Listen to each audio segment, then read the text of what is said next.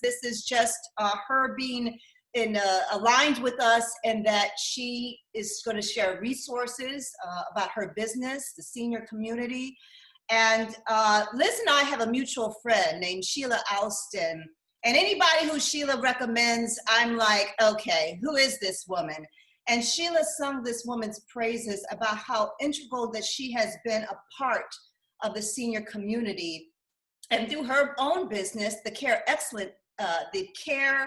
Excellence team, Liz Faraimo has been just instrumental in helping our senior community, as well as the children of our senior community, navigate through some, well, challenging sometimes and uncomfortable spaces. So I'd like to welcome Liz Faraimo to our show. Thank you for joining us, Liz.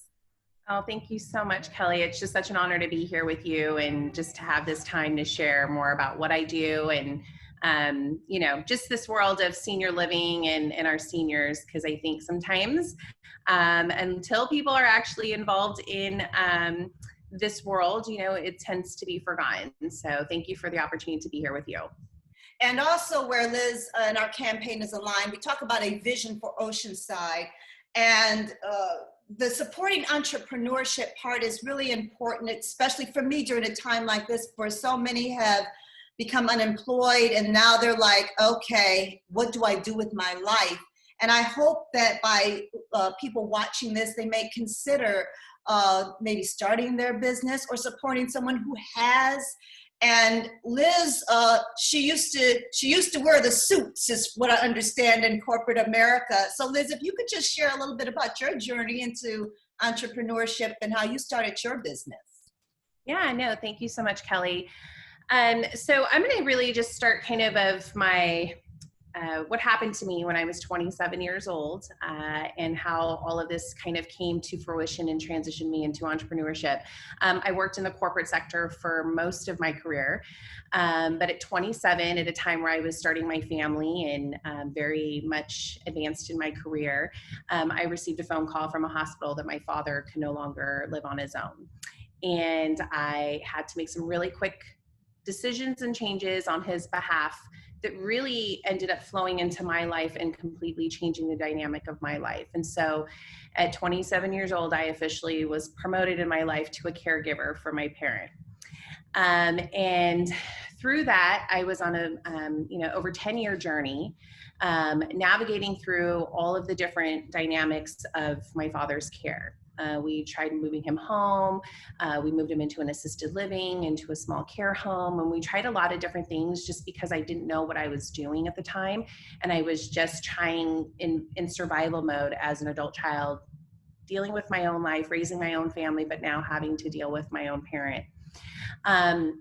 So on that journey, through my corporate journey, I had really just kind of come to a place in my heart where I was like, you know, I really want to get into business for myself. I really want to be an entrepreneur.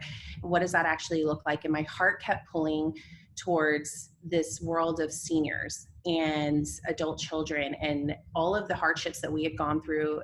I had gone through individually and in my family, that I really wanted to find a way to help others.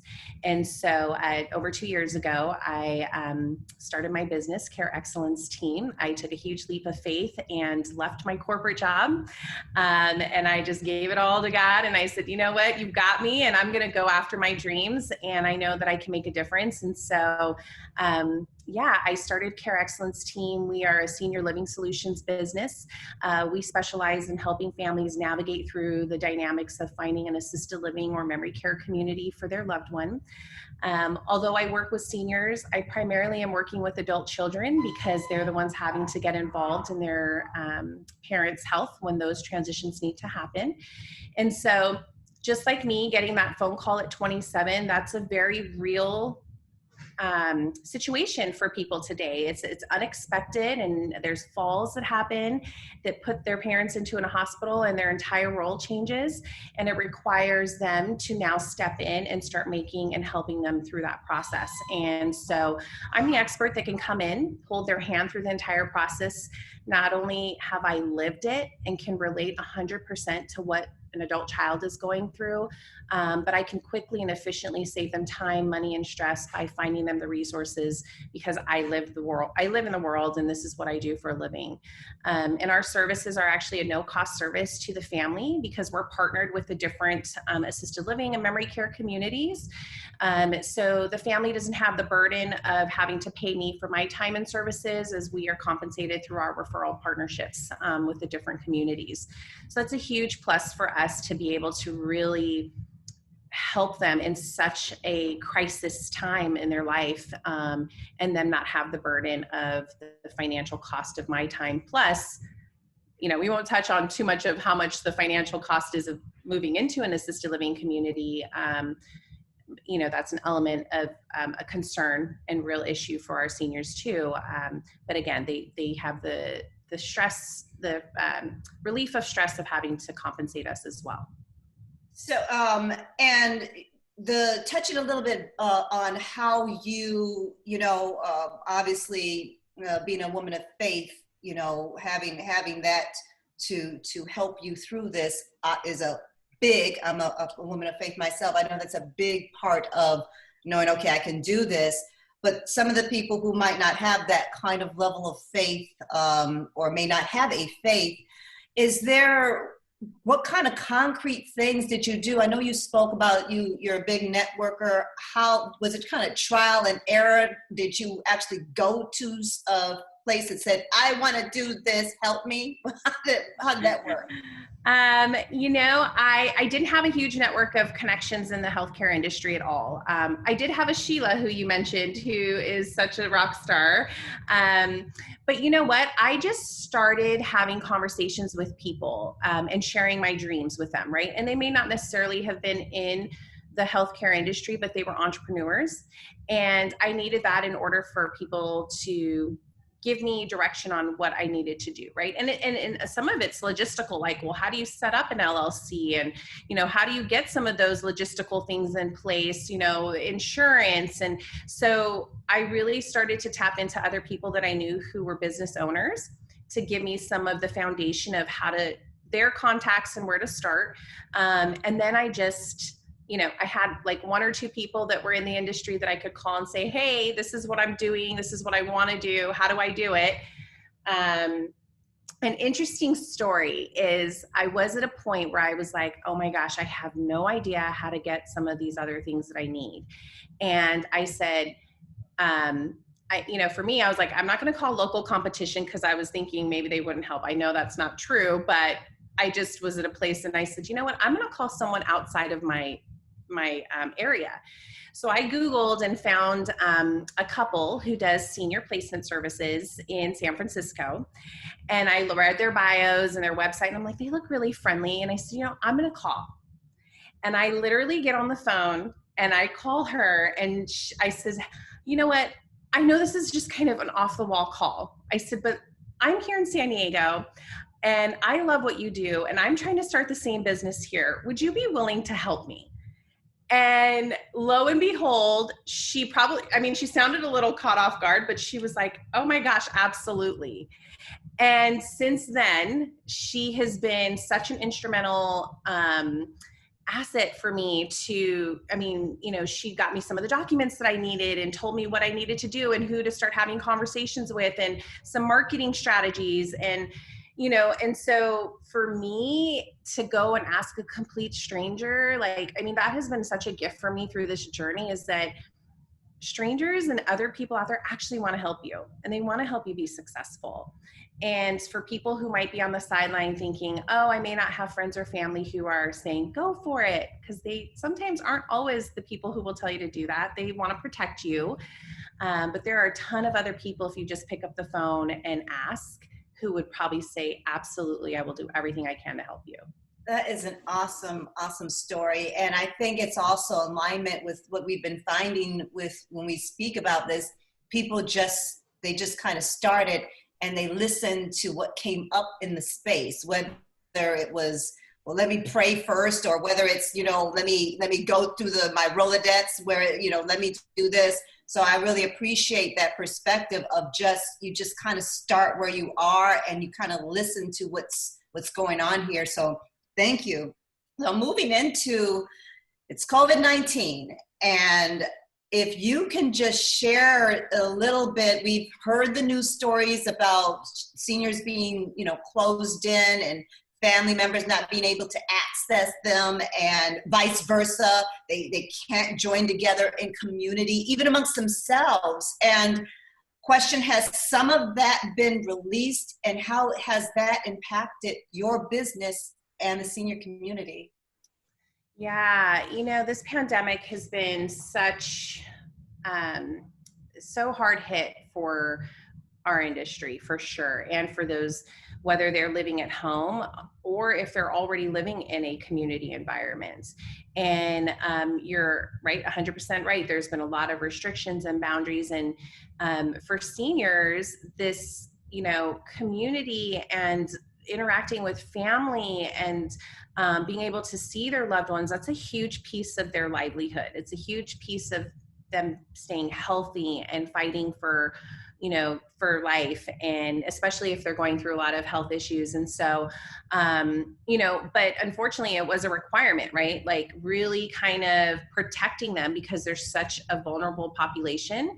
My mom and my stepdad, for example, we hadn't seen them in person for months, and we did some grocery shopping and dropped it off at the door. But, my mom is a very high risk, and it was just what needed to happen during this time to really make sure she's protected. And it's the same thing that's had to happen just across the industry. And, a lot of places have gotten very creative where, technology has come in where they're able to do FaceTime with family members to try to stay engaged that way. Some locations are able to bring them out on a porch and you're able to drive by and at least say hi and get eyes on them. So I think people and locations have gotten very creative on how to create that interaction and to fulfill that need for our seniors and for their children to be able to connect with them.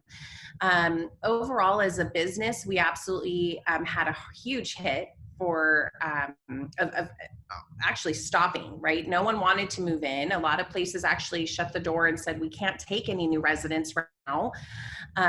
So we had several months where we couldn't do any business. And we really focused more along the lines of, trying to educate families. There's a lot of pre-work that can be done ahead of time too, before someone's actually ready to make a move. So just giving them those resources. A lot of people became caregivers over the course of time, whether the need is still there. You still have seniors who are getting sick or maybe having a fall or maybe memory loss and they can't stay home alone. That's still happening every day. The pandemic didn't stop that need. So what do you do? And I know a lot of families have gotten very creative where kids have had rotating schedules to each go and, stay and spend time with parents.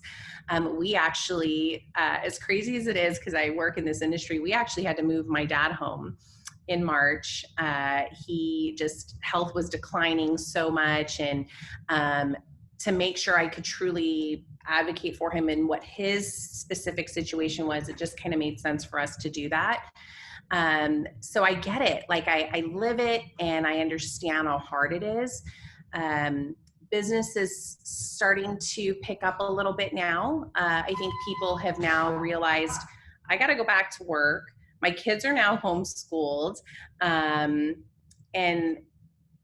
assisted living and memory care locations are now opening up. We've had time to put things in place overall to figure out this whole adjustment of new world.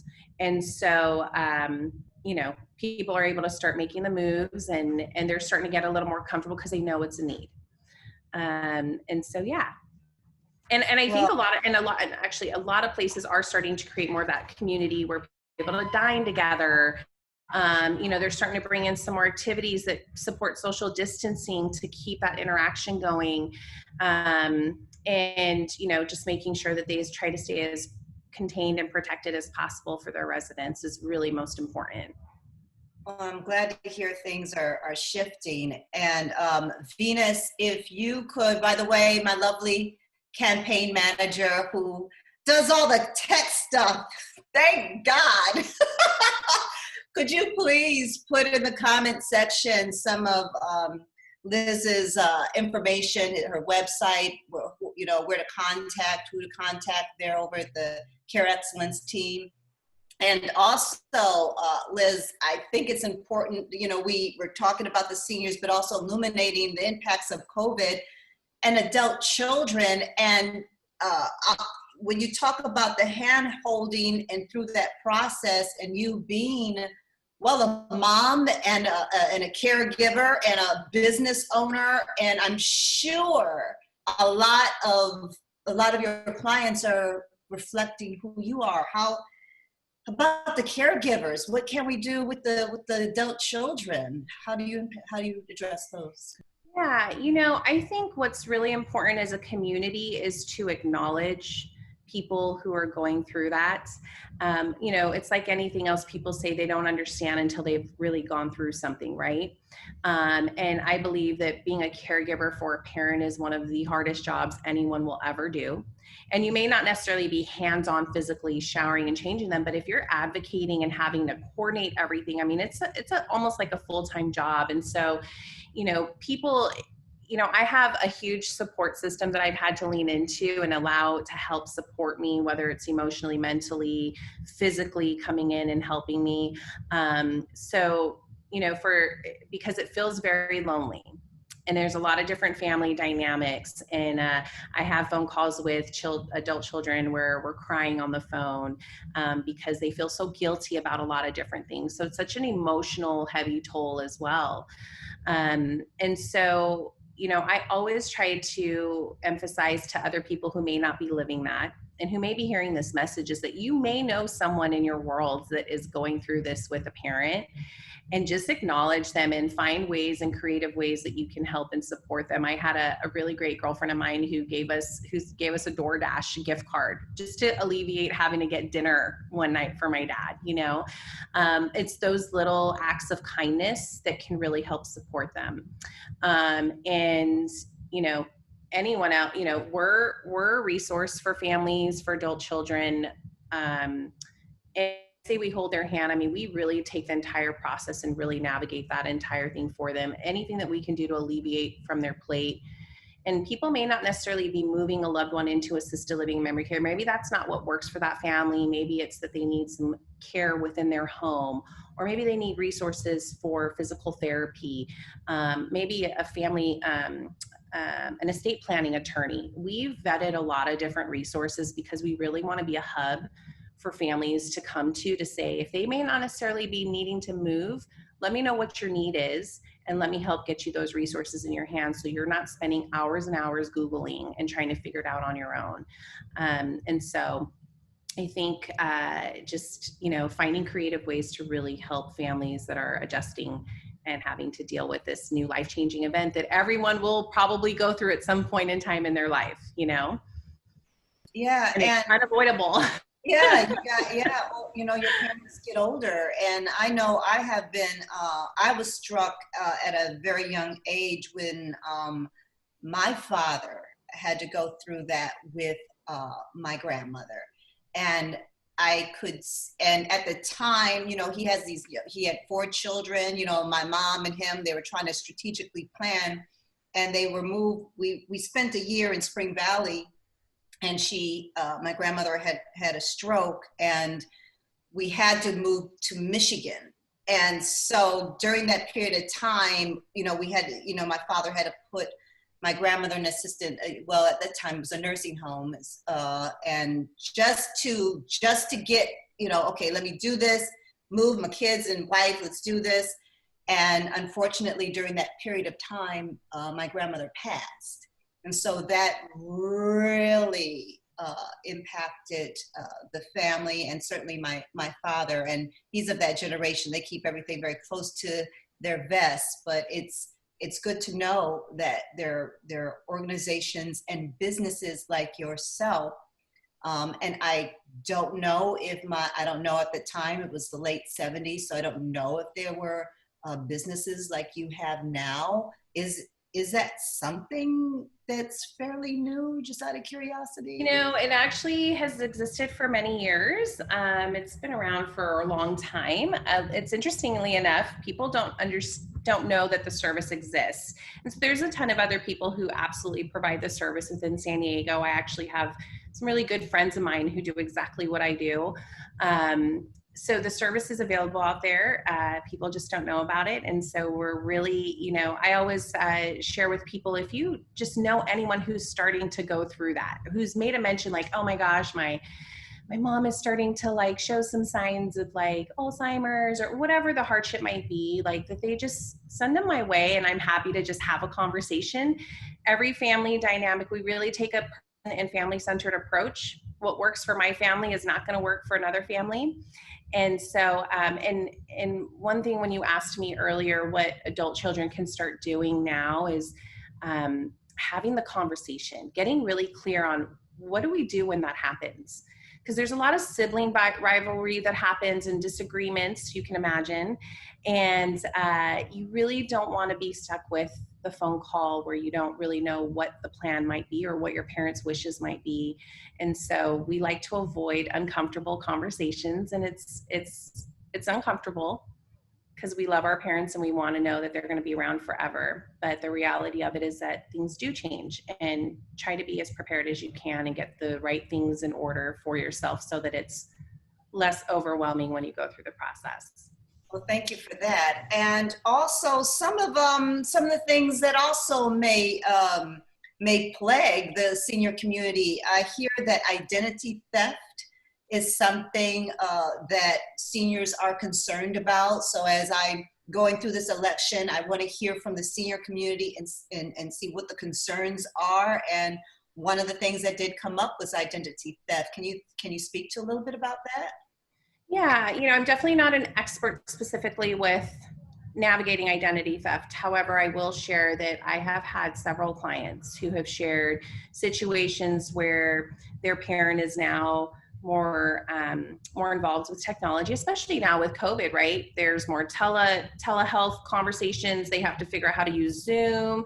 They're getting email notifications and stuff. So, you have the population that's very immersed in technology, and then you have those who are just starting. And I think just across the board, I've had families who have shared, my mom got an email. She thought it was from her bank. They were asking for her bank account information, and she sent it, and of course was a victim of identity theft, and they actually depleted her bank account. We've even seen people who have built relationships with others online, because even though you're a senior, you still have desires for a relationship and companionship, and it's very real, and that happens especially online. Very vulnerable, just like we are, right? But again, sending money and things like that put them in a predicament that puts them at risk for identity theft. Anything a family can do to put those precautions in place, help educate their loved ones. If there's any technical things that they could do on their iPhones, if they have an iPhone, to protect them would be really good too. So are there resources that that go into some of these communities that speak to this particular identity theft or? Yeah, absolutely. I don't know the specific ones off the top of my head, but there are tons of education resources that are out in the community today, whether it's at a senior center. There's a lot of stuff that is actually being provided online as well, where they can listen and learn. Along the lines of identity theft, even just resource education for them on how to get maybe Meals on Wheels delivered to them, or how to maybe get some transportation resources. Even technology education seminars are available to teach them how to use technology. So there's a ton of different resources available to people today that they can get access to. And if maybe your parent can't necessarily do it, the adult child can at least see what's available there and get them connected. Senior centers are a great place to start for a lot of the education stuff that is brought into the community. Well, I think, and Venus, I don't know if we have this particular resource ready to go, but if maybe you could do a quick search with the Senior Center here in Oceanside. And we mentioned CJ, I don't know if you, Liz, know CJ Palmer or Homer Post that's over at the Oceanside Senior Center, but I know that they have the transportation, They have, I know they have like Meals on Wheels or a version of that. And I think what's great about what I'm finding with the senior community and the people who participate and help our senior community, I have been so encouraged by people like you and Sheila and CJ and Homer, who are so invested and above and beyond. I mean, it's not just, I think when you're in the care business, I don't think you ever really shut that off, much to your chagrin, I would imagine, Liz. I don't think you shut it off, Liz, do you? I don't. And I'm like, text me, email me, let me, and most of the time when I am getting a message, it's an emotional message. Like, I'm just, I'm feeling so guilty, or, I'm having a really tough day with mom or dad, and so a lot of my time is actually spent coaching and relating to an adult child to help them continue to take the steps that will get their parent safety, care, versus not doing anything at all, which is a very real thing too. And so, yeah, it's a really emotional journey for families. Well, I want to thank you, Liz, and Venus. I see you working over there. I'm also going to mention as we close out, there are resources if you are someone that's interested in starting your own business, and if this topic has touched you, Liz's contact information is available for you. But it's really important, especially during a time like this, that we do reach out to our senior community. And certainly our campaign is looking to become more involved and have more understanding. So I do appreciate you, Liz, being a sounding board and also helping to navigate this space. And if you're interested in entrepreneurship, we're going to include a few resources in the comment section there. Venus, you got me? Good. So, Liz, thank you. Liz Faraimo of Care Excellence Team. She's also a local resident, and we've just been so enriched by you, Liz. I appreciate your service to our senior community. I mean, it is a very sensitive area, and it's something, we've shared privately some of the things that how I feel about it and how much I have been touched by this particular topic. And to know that there are people like you out there, it really warms my heart. So thank you for your service.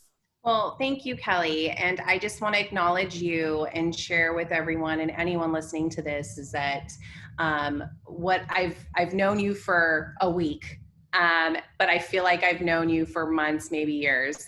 And I can just tell that you've got a lot of heart and a lot of compassion, and the fact that you're willing to roll up your sleeves and get out there and have these conversations with people like myself to understand what are the needs of the community. How can you make a difference and impact in what you're trying to do with your campaign. And I just really appreciate and acknowledge you for that. And thank you for this platform of being able to have this conversation with you and of course, share more about what I do. So I thank you from the bottom of my heart for that. And I just wish you and Venus the best of luck, and anything I can do to help and support you, I'm here. Well, thank you so much. So we had Liz Faraimo of the Care Excellence Team, and we are going to close out this Facebook. We will have Lisan Basquiat on our show tomorrow. She got nominated for a Women's Advocate Award, and she's also the franchisee over at Hera Hub Carlsbad. So thank you for joining us, and be sure to vote for Kellie Davis for Oceanside City Council District 3. Thank you.